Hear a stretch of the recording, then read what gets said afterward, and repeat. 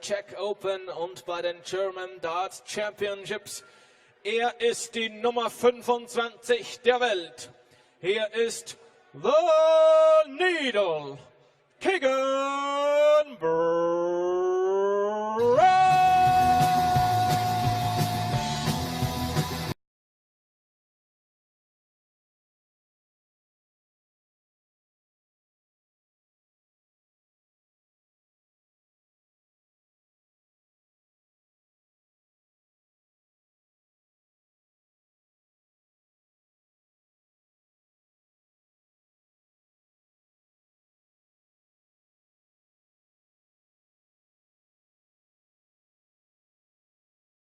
Gewinner der European Darts Grand Prix und des Dutch Darts Masters in Graz. Bei den Austrian Darts Open stand er im Finale.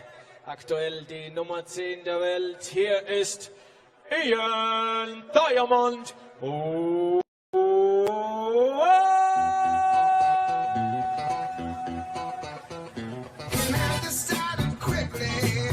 Yes, I did. You just go down and check out the show. Yeah, they were dancing and singing and moving to the grooving. And just when it hit me, somebody turned around and shouted, "Play that funky music, white boy. Play that funky music right. Play that funky music, white boy. Lay down the boogie and play that funky music till you die. Till you die." Welcome to the Multiversum here in Vienna for the Austrian Darts Championship, and it's the Bread Derby, White v Brown. And even though it wouldn't do very much for your fibre levels in the past, White has always won. In fact, he's won 12 of the 13 encounters between the two of them, including a couple on the European Tour this year. But that probably doesn't surprise you. Such has been the force that is the Diamond Ian White on the European circuit in 2019. He has picked up his second and third Euro Tour titles this year, having picked up a first one last year in the Netherlands. Keegan Brown has been unable to stop him. The vast majority of their contests, Keegan Brown has not got any more than 3 legs against the juggernaut that is Stokes #1, Ian White.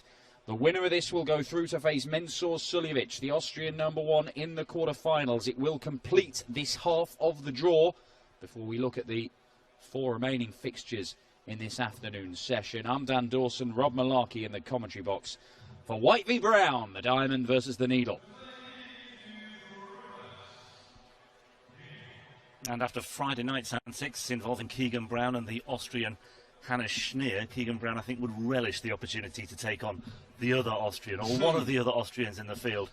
Mensur Suljovic has had a habit of coming up against home players on home soil this year on the European Tour. He played Danny van Trijp in Holland, got a bit of grief there as well. Max Hopp as well was another one, where he's had a similar encounter.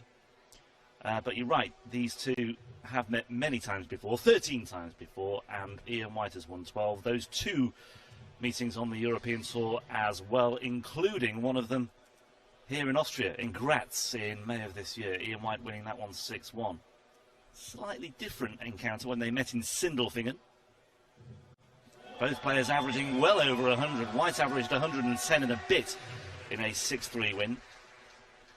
Well, that's the frustrating thing for Keegan Brown, because what happens, it doesn't matter. If he plays poorly against Ian White, he loses. He plays all right against Ian White, he loses. He plays well against Ian White, he loses. That's just what happens. Can he arrest that trend? Because Vincent van der Voort had lost all 5 games against Gerwyn Price going into today's matchup, and he absolutely battered him off the board. Things can change. And yet Keegan Brown has played Michael van Gerwen twice on the European Tour this year and beaten him on both occasions. Exactly. So read into that what you will. Ian White won't be taking out this 136. Brown looking at 92 for a hold of throw. Is it me or is George Noble's microphone okay? He sounds very distant. He does. Keegan Brown is a little bit distant from that double 16, and Ian White can step in to produce a Ian White 14 darter perhaps on double 16. Seen that before. Saw that on a couple of occasions yesterday as well. Break a throw, Ian White leads 1-0.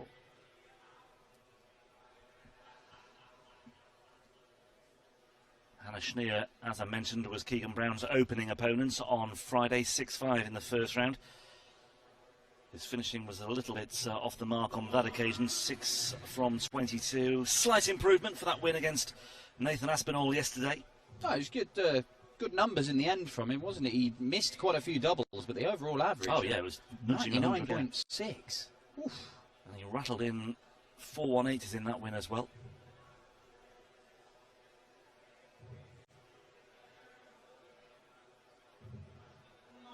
Keegan Brown is not a player who is bothered about reputations of his opponents. He will give most players a good run for their money. And he's beaten he's beaten the best in the world, let's face it, twice this year. Yeah, and he's moved into the top 32 for the first time in his career this year. And his run at the World Match Play, where he played some excellent stuff, saw him move even higher up the rankings, so he's 25 now in the world. And with the way that he's been playing this year, you kind of fancy him to go on and keep on moving up, because Keegan Brown, having been in danger of losing his tour card a couple of years ago, has turned things around. Yeah, and as far as his Pro Tour Order of Merit ranking is concerned, he's 28 at the moment. He's not protecting anything from last year. He didn't qualify for the German Darts Championship. This is the one-year rolling Order of Merit on the Pro Tour. Yeah, we will see him in Mannheim next weekend as well, Keegan Brown. So more opportunities. But an opportunity here for Ian White. Treble 18 for double 12. Yeah, very good. He's just immediately hit the groove, Ian White. Not playing at his very top level, but averaging 103 and 2-0 up. So he'll be quite satisfied, I would think. I mean, you just look at his recent form on the European Tour and his recent results, more importantly as well. Back-to-back finals, German Darts Open and in Graz as well. Back-to-back titles in Sindelfingen and Zwolle, and then a quarter-final last time out in Prague as well. It makes for very, very pleasant reading. Looking for a third European Tour title of 2019 alone, and on the evidence of what we've seen so far in this one, I wouldn't rule it out. Yeah, well, Jamie Hughes, the eventual champion, did for Ian White in the quarterfinals in the Czech Republic. Okay. And it was only a last leg decider. Had Ian managed to come away with a win there, he'd be one game away from making 5 consecutive European Tour finals. Only Michael van Gerwen has done that.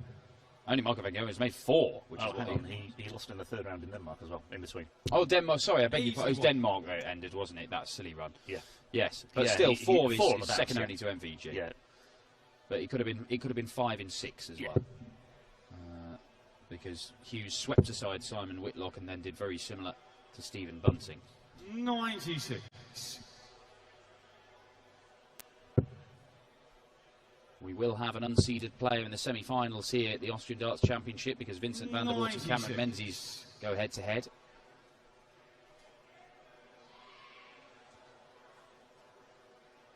Just a little bit more pedestrian this third leg, but Keegan Brown will be brutally aware it's a leg he can't afford to suffer a second break of throw. I don't think you can afford to give Ian White 2 breaks in the first 3. Finds the treble 19, has the opportunity here. 102. Misses the ball for 127 and game. 2 trebles and a ball for 3-0 and a double break. That is perfect. And I'm surprised that he didn't find it 90. Digging required 25. with his second dart. Each on the third leg, Keegan Brown. Well, that will settle him down a bit. Full flag Ian to throw first. Game on. Keegan Brown, a man who has made 3 semi-finals this year. I mentioned the 2 on the European Tour, the first being at the German Darts Championship at the very start, or towards the start of this season. He also made a semi-final on the Pro Tour in Wigan in March as well. has beaten Mensur Suljovic in the European Tour as well this year. He's, as I 67. said, taken some really big scalps, and he had a very good go at it in the World Match Play as well, of course, in Blackpool. 11-9 against Gurney in the last 16. Never actually led in that match. He was always chasing Gurney in that one, but he certainly gave the Super Chin plenty to think about in that one. Yeah, and I think that was how good that was thrown into context by Darrell Gurney. Very nearly going on and making the final, and who knows, might have even won the whole thing. World number 3. 60. Knocked out by Robert-Jan Rodriguez, who will be on the way in the next game against Mike De Decker, and I think that's why the crowd's in a bit of a lull at the minute. Ian White is the number 2 seed and second only to MVG in terms of dominance on the European Tour this year, but we've just had the Austrian number 1 Mensur Suljovic. We're about to have Robert-Jan Rodriguez, perhaps the second highest profile player in Austria, and I think the fans are quite well aware of that, and they're just stealing themselves, working himself up into a frenzy again. Just conserving a little bit of energy. Yeah. Keegan Brown, 2-3-4. 140. Talk about how these final days of European tours are energy sapping, and you've got to conserve it with the players. You try being a fan on the sauce all day. Oh. Here we go. There it is, 109 checkout for Ian White. The Keegan to throw first. A 51, a 97 and 109 checkout for Ian White. It's just clinical stuff from him.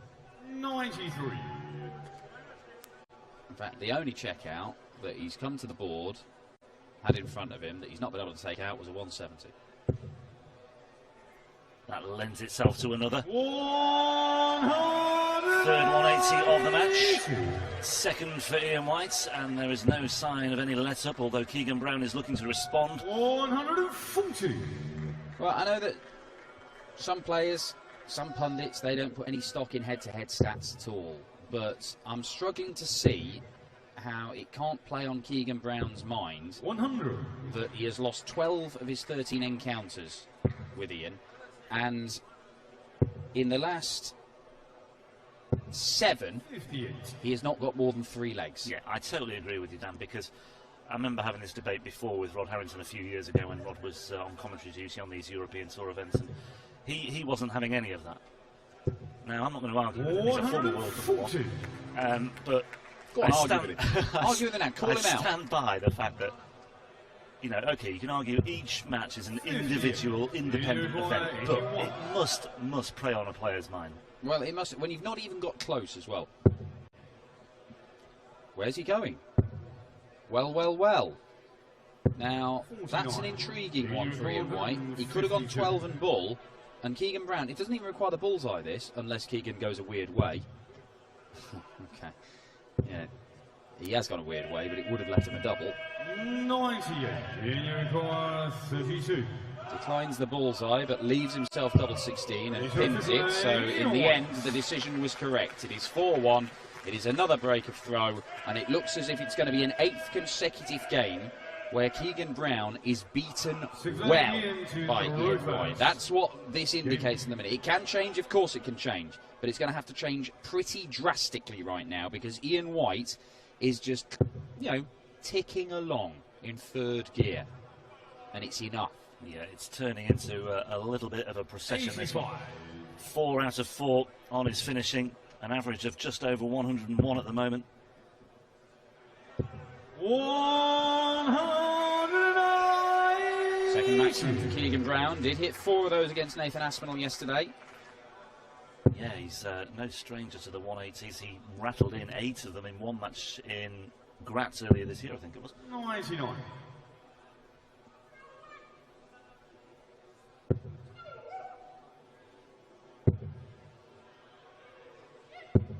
84.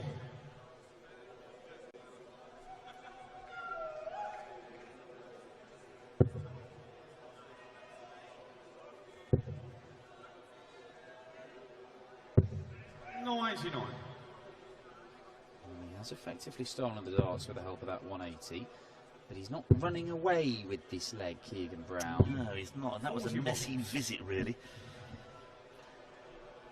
And all of a Has the sudden, chance Yeah, big visit here from Ian White.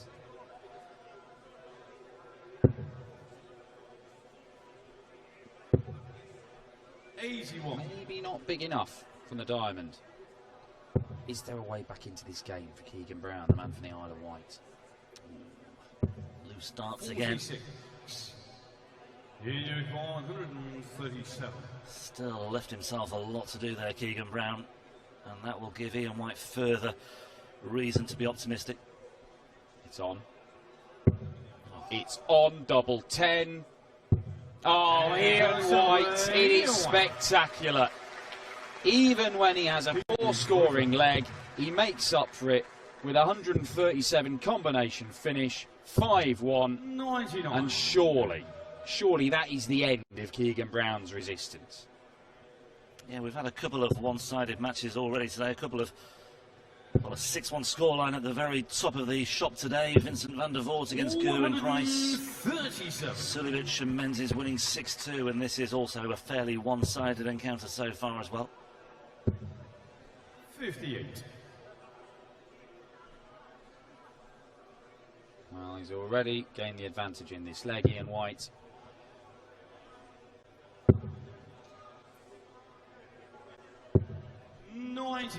And he's just not having many poor visits. You're not seeing him score 60 or 59 or 58 or 45. He's always picking up one big treble, and often he's picking up two. And it is just that relentless ability to accrue points that puts pressure on your opponent. Well, there we go, just a poor visit, is it? Oh no, it still rescues it. Still with a big rescues it, yeah. That has been a fairly recurring theme as well. Now, Keegan, what have you got here? It was 6-1 in Austria when they met earlier this year in Graz. It was 6-3 at the European Darts Grand Prix in Sindelfingen.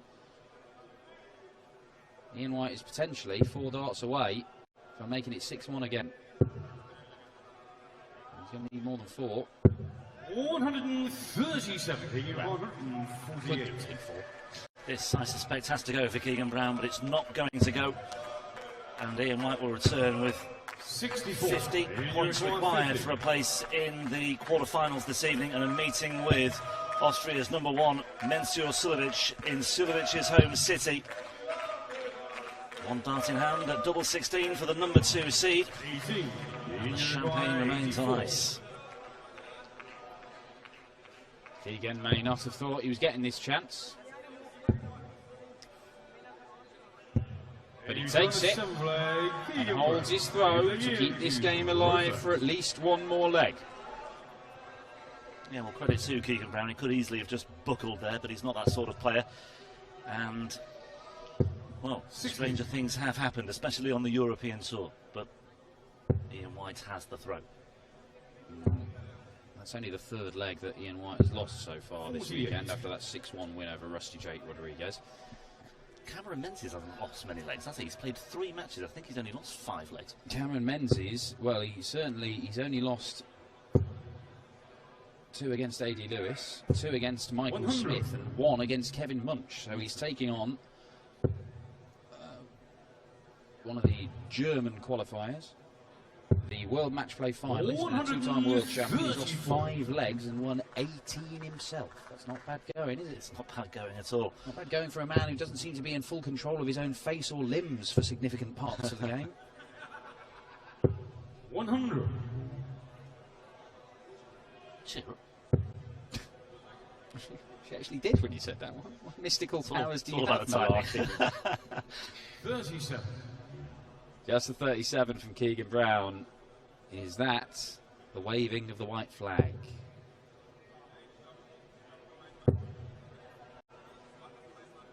Can he? No. 125. However, he still has a very healthy cushion to work with. Well, the finishing has been excellent for me and White. The 137, the 109, the 97. If he adds a 116 to his collection here, he does complete a 6-2 win and marches on into the final session of the European Tour once again this year. Staying on the 20s. Ooh, well, he was trying to. 40. Oh, very poor visit. Probably one of his worst visits of the entire match for the Diamond, who just tries to stretch out the tension on his way to the back of the stage there. Yeah, just a roll of the shoulders, might just be feeling a little bit tight back there, but double 8 now for Ian White. Brown waiting to pounce once again on 89.